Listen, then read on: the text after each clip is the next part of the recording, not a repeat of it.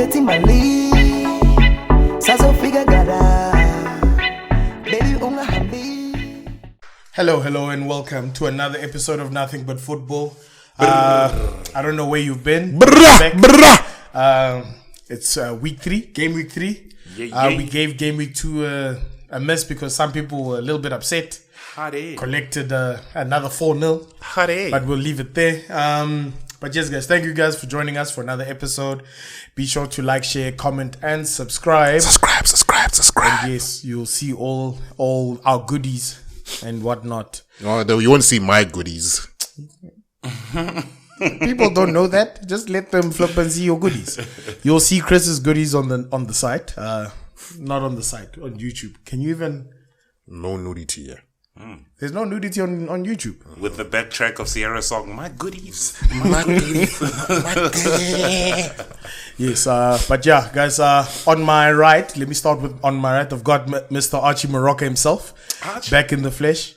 How you doing there, big Archie? Lerato.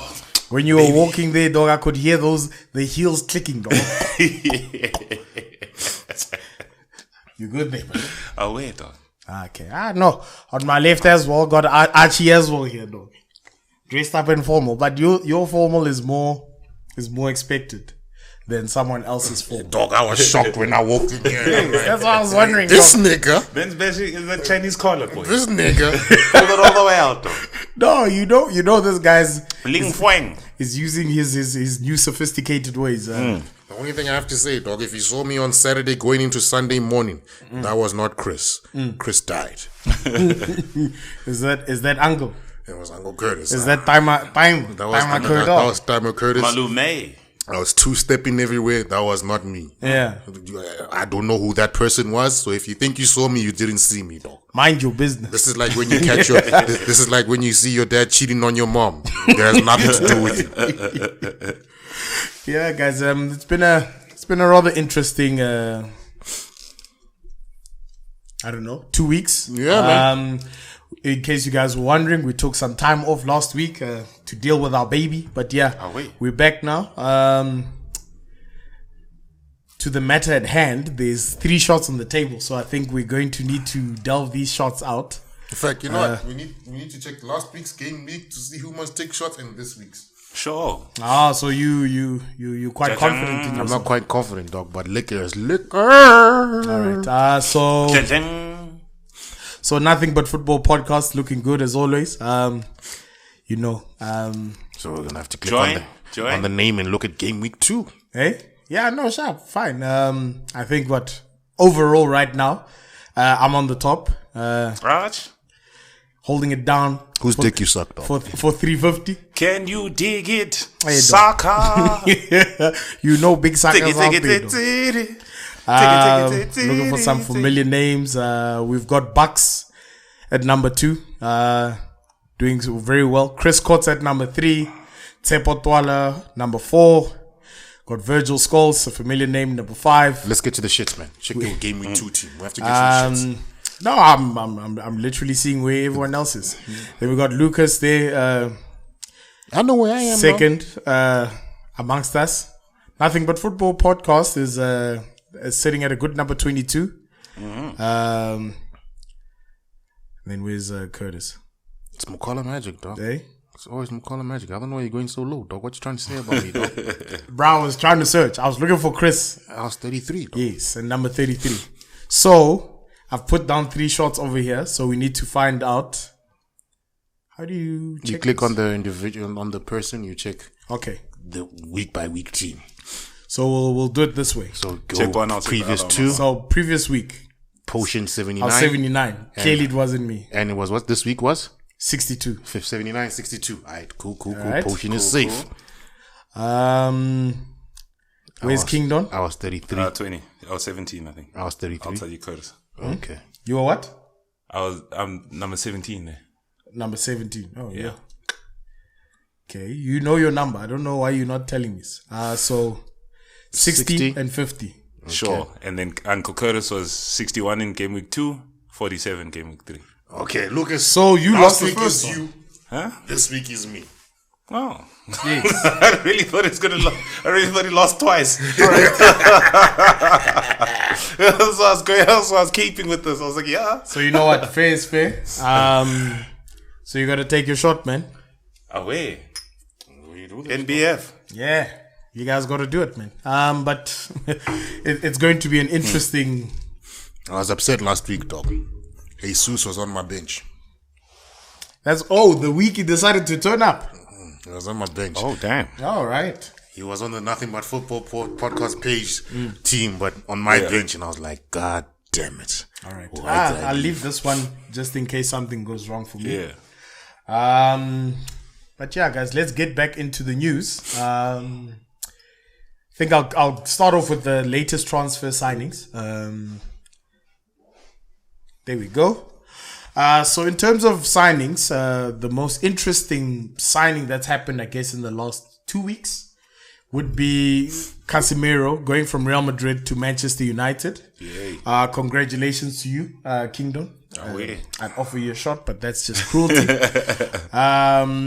Who else? Bertrand Traore recently went to Aston Villa. From Aston Villa to Beşiktaş.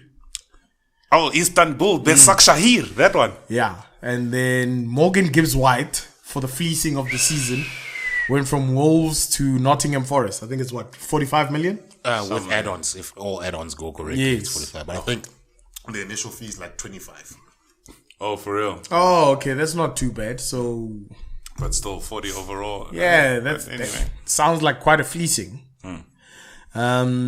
Yeah, I think what other signings have actually impressed me? Did you guys know that Guedes, what is his name? Gonzalo Guedes is at Wolves now? Yeah, I saw that signing from Valencia, no? Yeah, I actually see that to be an interesting signing, to tell you the truth. Brushing over other ones, there's no other signings that I see That are worth mentioning. I'm just going to look at the big teams.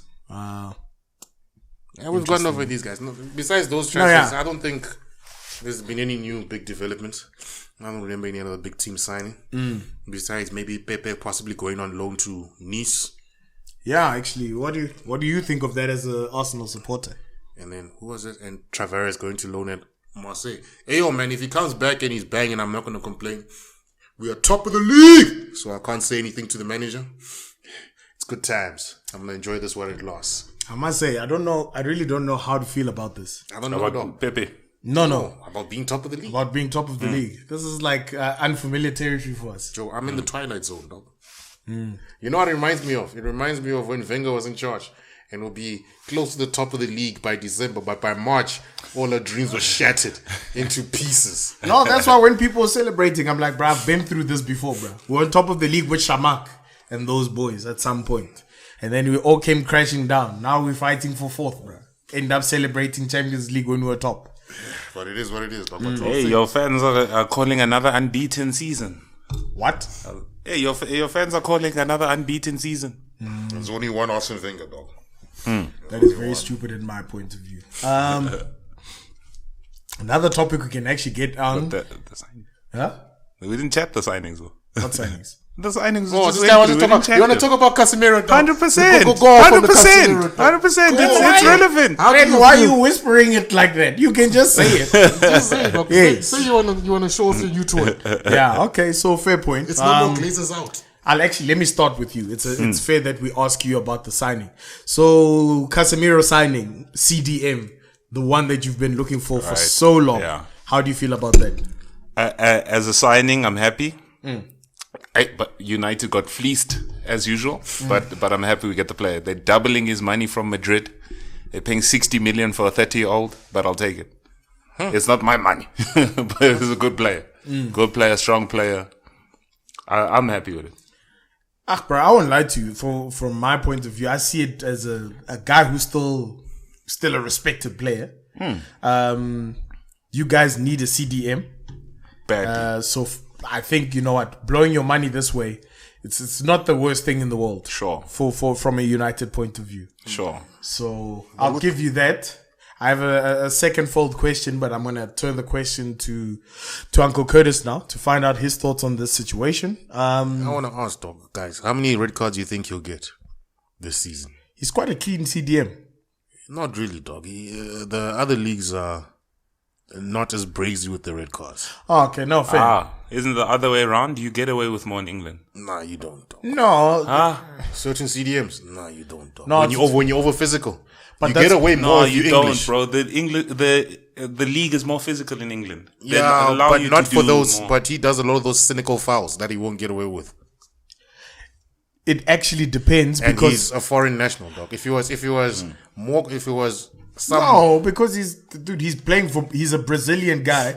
Look how what's his name? Look how Fernandinho got away with those professional fouls for years. nah, but it took some building up to that, and it normally goes your way when your team is on top. I think he'll get a red card within his first 10 games. And Fernandinho wasn't reckless with them, guys. Yeah, dude. Fernandinho wasn't reckless. Fernandinho was cute with them, dog. No, but that's what I was gonna say. Just Casemiro, as you're running away from him, he Yeah. pulls you a little bit on the shoulder so you don't go down, but he slows you down. no, you know? Casemiro is also not a Yeah, he's not. he's a clean.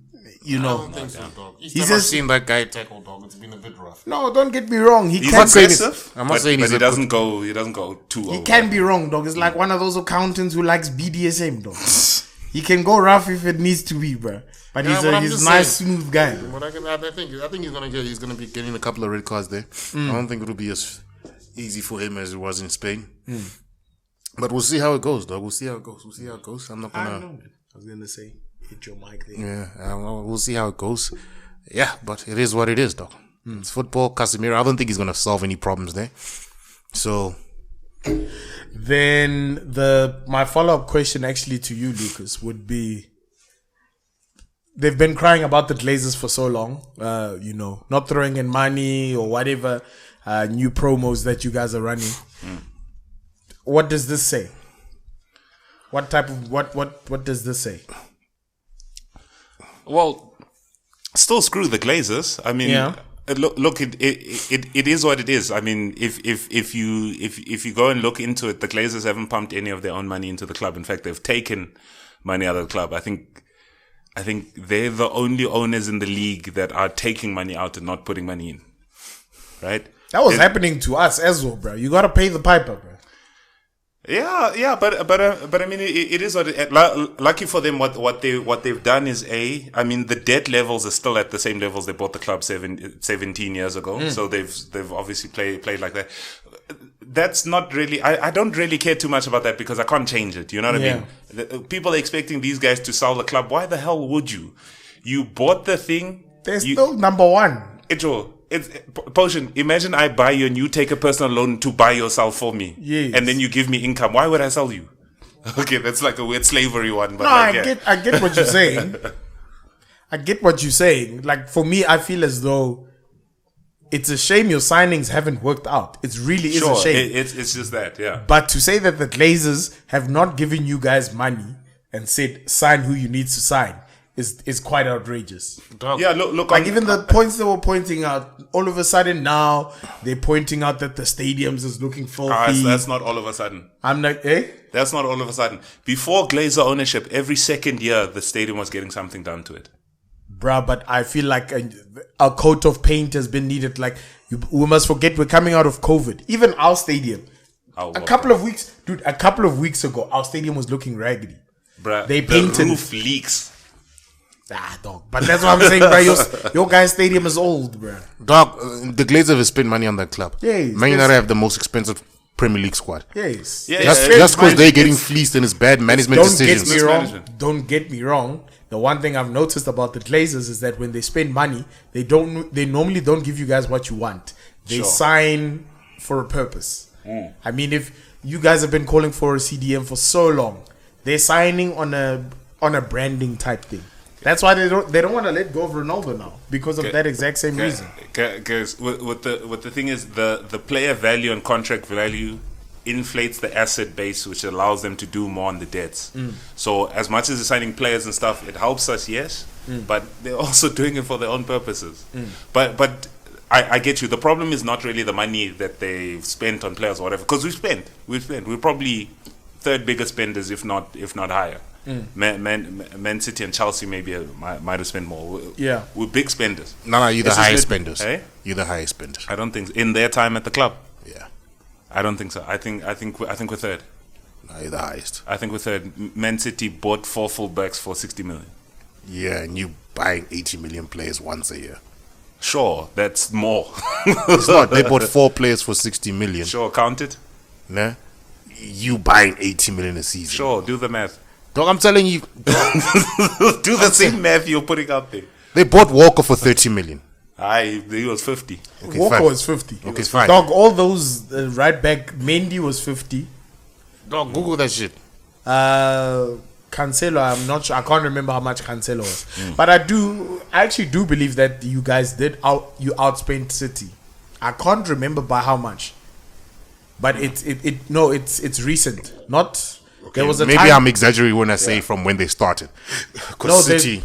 Listen. There was a time when City was going crazy, but then over the years, City have been, being a bit reserved.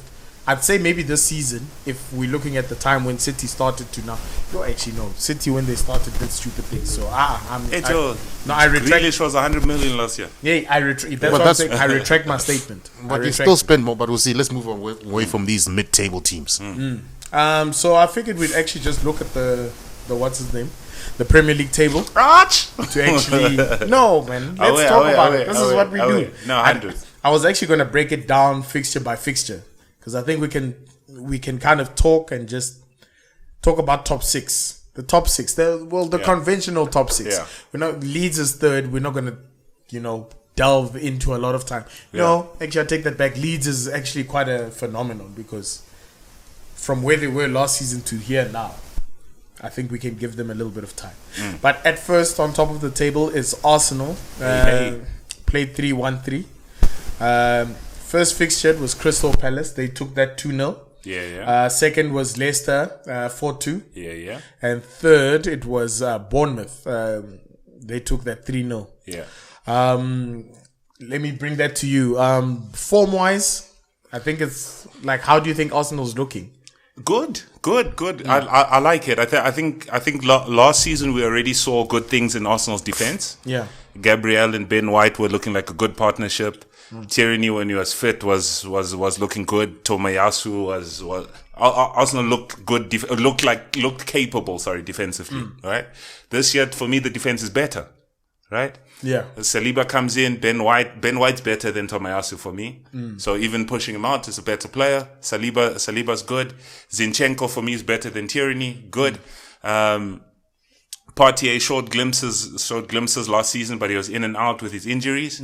He's obviously holding that midfield. Odegaard, more time in the midfield. You can see he's looking good. I think it's good. What I've liked about Arsenal's game so far is they have killed those midfield battles. No, where they conceded chances, it's not because you built through midfield. No, I must say, Shane, they've done well. And Jesus, obviously. Uncle Curtis, I'd actually just like to ask you, for you, in these 3 games, like, who would you say is a standout for you? Actually, let me rephrase that question. Who would you say is a standout out of all the signings?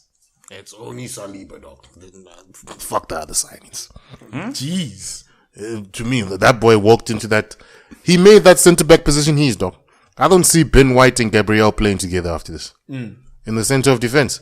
Yeah. He after all the doubts of saying he's not ready, that man walked in there.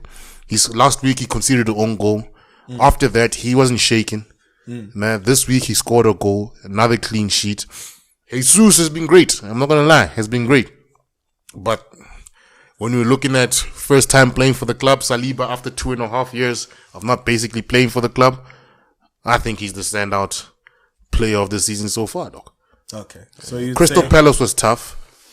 He, besides the own goal at Leicester, I'm not really gonna complain. Another clean sheet and a goal. Like, he's looking solid. Like, his timing of tackles is right. In fact, I'll put Jesus and Saliba together. Like, if this guy continues this form for the rest of the season, I do not see why we cannot compete. Especially with Partey in front of him, if he can stay fit. Stay fit. That's your only worry. Yeah, if he can stay fit. Stay fit. Yeah. What do you want me to say? Huh?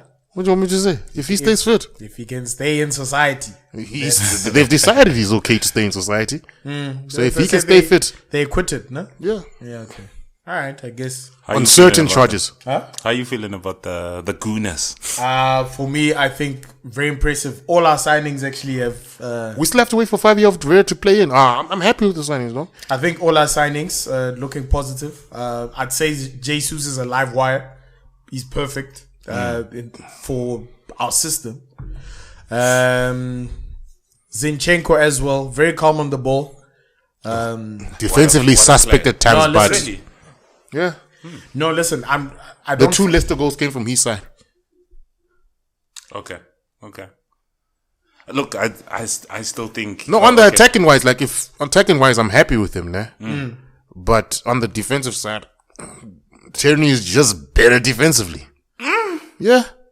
Okay. I'll agree with that. But I think right now, to tell you the truth, I'm impressed with Zinchenko. He's bringing great competition. Yeah. Like, Tierney's going to have to fight. Yeah. Same as Ben White. Ben White is made Tomayasu's going to have to fight.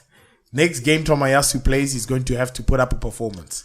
Sorry, let me just ask a question for me. Do these signings, especially now watching them and that kind of thing, and they're obviously stepping up or whatever, does it make you respect City more? Which signings? The Jesus and Zinchenko? And Zinchenko, yeah. It makes me wonder what's going on in Pep's mind to let those players go at those amounts.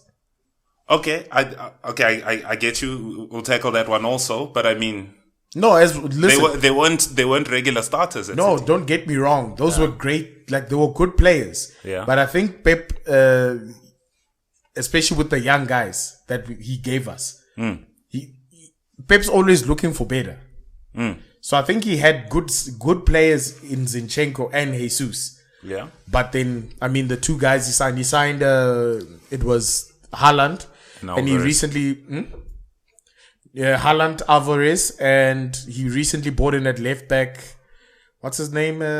Gomez. Oh, sure. A player from Anderlecht. Yeah. Going to be a good player, that one. I haven't seen him. But most they wanted Cucurella, and then Chelsea came with... Listen, I'm glad... Cucurella was what? 60. In the end, Chelsea signed him for. But that's why I'm saying the guy they signed, Gomez, I don't know what his name is, but he's Gomez.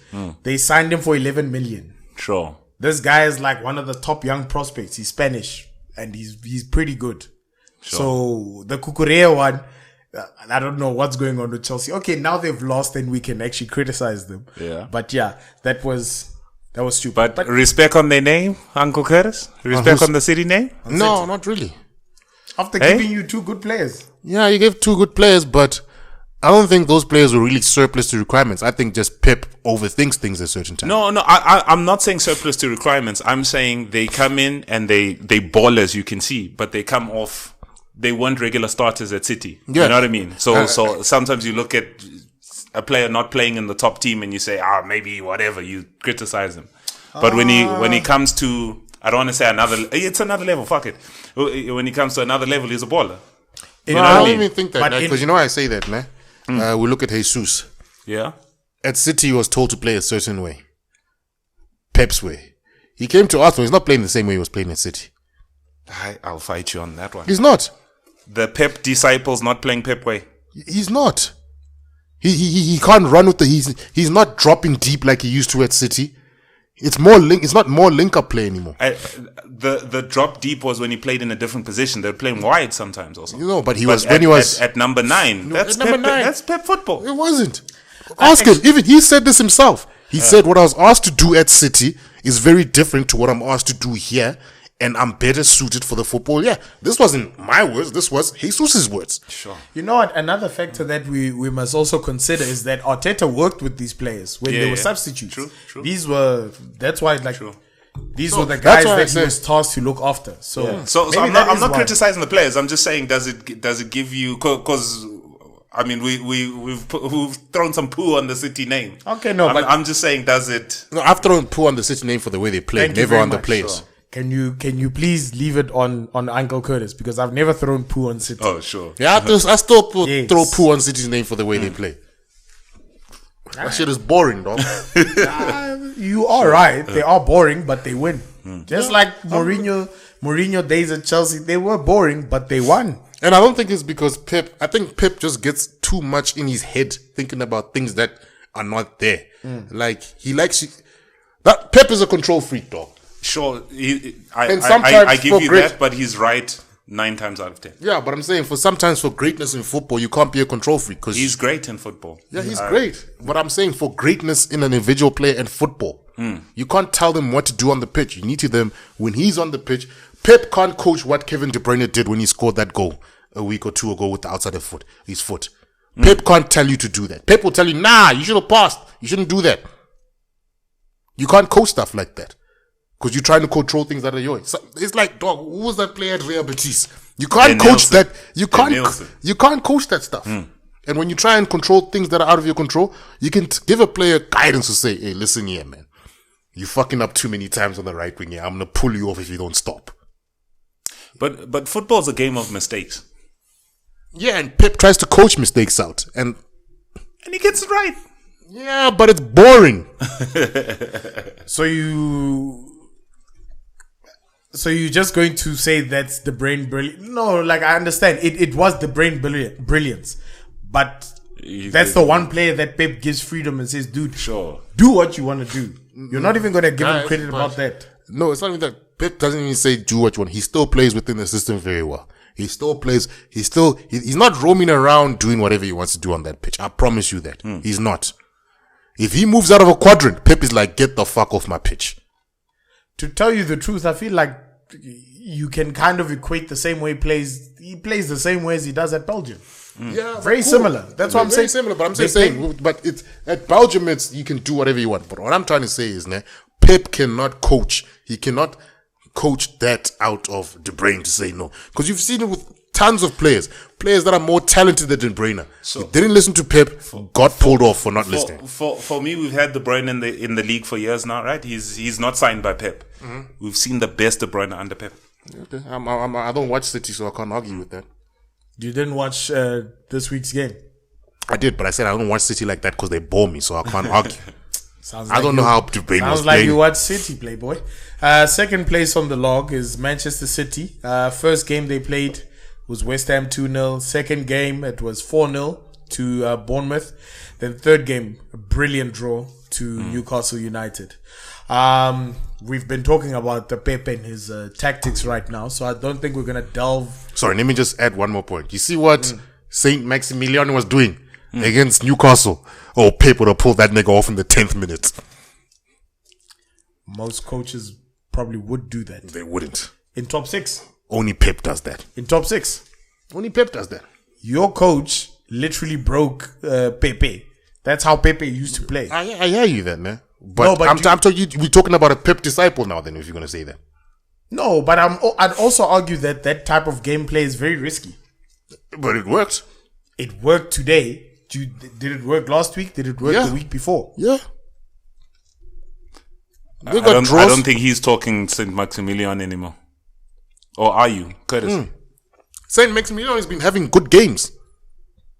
Yeah, not match-winning games. Yeah, that's why I'm. No, but it's not match-winning games because Chris Wood can't convert chances. I'm not gonna put that on him. Dude, I'd actually argue that no, bruh, no team in top 6. You can't do that in top 6. It's the same way as. That's what you say. You can win and do that. Dude, JC Lingard went to. Please don't bring Jay Lings. No, I'm bringing in Jay Lings because when West Ham, he went from a Manchester United, like playing at Manchester United, and then going to loan, and then he had a wonder season. You are allowed certain freedoms when you play for lower teams. Yeah, your bad games don't get highlighted. Yes, your bad games don't get highlighted. Because you look at a draw for Newcastle and you're like, meh. City draw is like, oh, something must have happened there. Yeah. You know okay, Sharp, let me put it this way, dog. Any football where you can't do something is boring football to me. Dog, I mean, like Sancho was like a star. Like Sancho's a star dribbler. And look at him at Man United now. There's certain luxuries you are afforded when you play in that open type of play. Then let me watch Madrid and Vinicius Jr. Let me watch Madrid and Vinicius Jr. I'll leave it at that. Is that free flowing? Is that what you're saying? Yeah, it is free flowing. Vinicius Jr. can almost do whatever he wants. Sure. This is where I don't understand. 'Cause there's 9 other players that run and sit in position so that we can get you the ball into position. So that you can be free. That's Pep football. Pep football says the first 2/3 we're building up. You can do what you want in the last third. Dog, you can say you can do what you want, but it's literally the same goal over and over. If you take the last 15 City goals, I can promise you 10 of them are cutbacks. Dude, cutback is a cross. That's 80% of goals we see in general anyway. Okay, it's just a cross on the ground. It looks better than a cross. Okay, sharp if you say so. But I'm saying of Man City's goals, 10 of them are. Of other clubs' goals, it's not going to be that. But you do understand that's the consequences of winning. No, it's the consequences of winning the Pep way. It's not the consequences of winning. It's like the consequence of winning Mourinho's way was Drogba would hold up the ball, bring players into it, and they'll get a goal. Please name me one exciting team that you think wins. I don't think football is exciting anymore. Exactly. That's what I'm saying. It's the consequences of winning. It's not the consequences of winning. I think other managers are not brave. We're on the attack. We've got a lot of players in the box. So I'm passing to a player in the box who's in a better position to score. We're criticizing for that. I get you. I don't see it as boring at all. To me, it's exciting because there's lots of players in the box. That's what you want. I put it is what happens is basically whenever you watch City attack, the ball is going to the wing. Yes. It's going to the wing. Yes. And if it doesn't work out, they're going to cut back. Nobody tries to pass through the middle. It's always the wing. Nobody tries to pass through the middle. Yeah. What is Kevin De Bruyne? How many? You want to see as I said, the last 15 City goals, they come from the wing cutbacks. You didn't even watch. Did you watch the game where Haaland scored his brace? Cut through the middle. Cut through the middle. Okay. Yes. The one where Haaland, it was a penalty. Yeah. And De Bruyne literally cut the ball through the middle. Yeah. He ran. De Bruyne does that once every 10 games and you guys want to praise him. He's done it, but he's done it twice in 3 games. He's done it twice. He hasn't done it twice in 3 games. When other game did he do it in? Literally the game I'm talking about. Haaland, where he cuts through the middle. That was once. And the second time was Newcastle, where he cut through and gave it to Bernardo Silva. No, that was on the wing. Hey? That was on the wing. Just because it was coming from De Bruyne doesn't mean it was central. It came from the wing. Watch it. I promise you, it came from the wing. He didn't come from the wing. It did come from the wing. He was at the wing when he made that pass. Who? De Bruyne. But hold. Bruh, please, someone. We're going to find this during the break. Well, let's take a break, guys. No.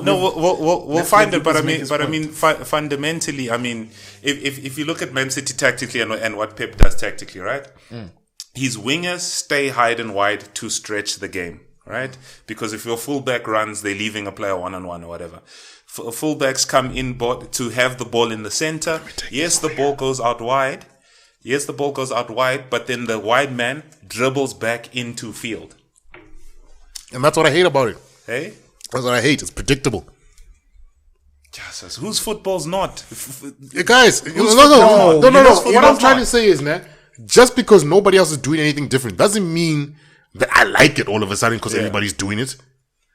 No, I'm saying I'm not dating who you dating because you think that goal's beautiful. I'm gonna like what I like. Look, I get you, and I mean maybe we're arguing a moot point, but it's a tactic that works, sure, but it's not rinse and repeat. I think you're looking at it as the same goal 10 times. I beg to differ. End of this episode, that thing is a cross. But you know what? End of this game, you're gonna watch all of City's goals this season, and you'll see it's rinse and repeat on the highlights. No, but it's wing, tata, cut back. I promise you, it's rinse and repeat. I'm gonna argue the fact that when you watch Wenger ball, wasn't that predictable?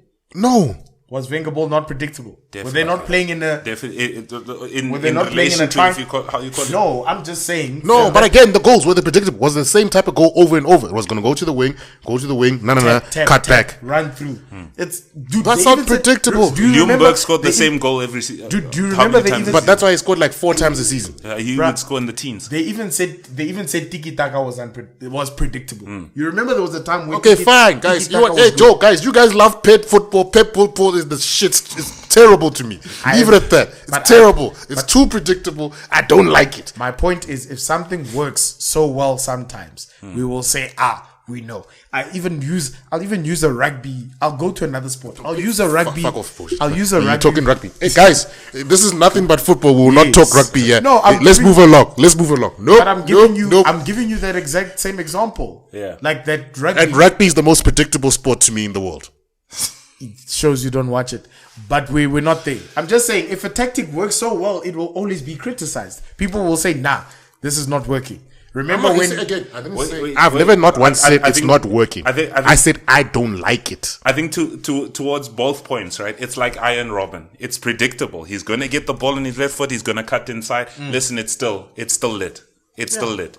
He's going to do it every time. Should he not? Is it boring to watch? No. Because he lashes people every time. He does the same thing. He should switch it up and go right. My end point that I want to make before we go on break is that just because it's predictable, it doesn't mean you can't appreciate it. You basically saying because we know how Pep's formation is going to go. You're saying no, it's boring. Guys, listen here.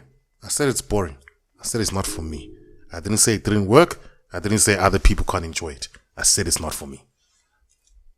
That's where it ended. I didn't say, hey, other guys can't find beauty in it. I said, I don't find beauty in it. I don't know why I thought I heard shit somewhere floating in that comment. To me, it's shit. To me, it's shit. It doesn't excite me. I sit there and it's like, oh, okay. No, Sterling. Dog, it's so predictable. You can interchange players. You know you're going to get the same result. I think we're going to take a break. Let's leave it right there because, we're going. These guys hate it when I speak facts, guys. No, we're going to tell time. Nowhere near facts. The predictability is the results because they're the best team. That's actually where the predictability I hate the style of play, dog. It's not even about the results. Even when they draw, it's the same goal to me. All right. But please be sure to like, share, comment, and subscribe. I think we'll leave it here for the first part of Nothing But Football. Thank you for joining us. And we'll see you in part 2. Spotify listeners, keep stay tuned. Hurry up and back. Yes. All right. Cheers.